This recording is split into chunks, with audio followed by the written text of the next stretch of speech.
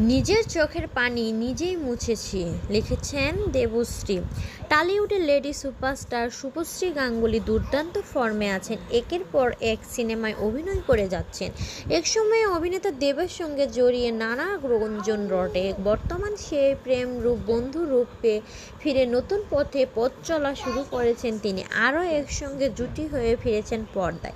অন্যদিকে দীর্ঘদিন পারিবারিক দ্বন্দ্বে নিজেকে আড়াল করে রাখলে শুভশ্রী গাঙ্গুলীর বোন অভিমানী অভিনেত্রী দেবশ্রী গাঙ্গুলী। এতদিন দুজনের মিষ্টি সম্পর্কের কথা সবারই জানা ছিল, কিন্তু গত কয়েক মাস ধরে স্টুডিও পাড়া অন্দরে কান পাতলেই দুই বোনের সম্পর্ক সমীকরণ বদলানোর ফিসফাস শোনা যায়। এবার সেই জল্পনার আগুনে ঘি ঢালেন বোন। নিজের 42তম জন্মদিনে প্রকাশ্যে জানালেন দেবশ্রী। শনিবার 11 জুলাই সামাজিক মাধ্যমে অত্যন্ত আবেগঘন একটি পোস্ট শেয়ার করে নিজের অভিনেত্রী দেবশ্রী কিন্তু বোনকে শুভ জন্মদিন শুভেচ্ছা জানানি শুভশ্রী। ইনস্টাগ্রামে দুজনকে বহুদিন আগেই আনফলো করে রেখেছেন। এবার জন্মদিনেও এলো না বোন শুভশ্রীর তরফ থেকে কোনো শুভেচ্ছা বার্তা।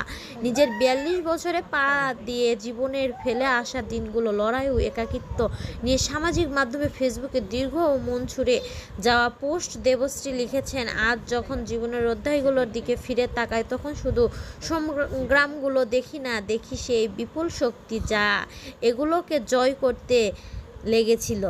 তিনি বলেন, একসঙ্গে সিঙ্গেল মাদার হওয়া মোটেও সহজ জার্নি ছিল না। সন্দেহের দিন ছিল, বিনিদ্র রাত ছিল, আর ছিল অন্তহীন লড়াই। কিন্তু আজ 42-এ দাঁড়িয়ে আমি যে নারী হয়ে উঠেছি তার জন্য অত্যন্ত গর্বিত। দেবশ্রী বলেন, আমি প্রতিটা ঝড় সামলেছি, নিজের চোখের পানি নিজেই মুছেছি এবং আমার ছোট্ট পৃথিবীর জন্য ছেলে অনিশের জন্য একটা সুন্দর সুখী জীবন গড়ে তুলেছি।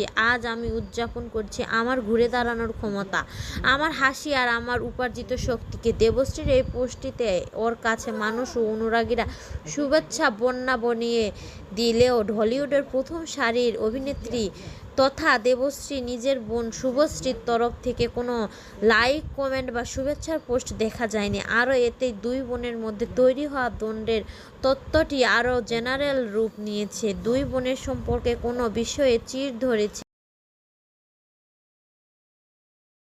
আসা যাক যে সে কথায়।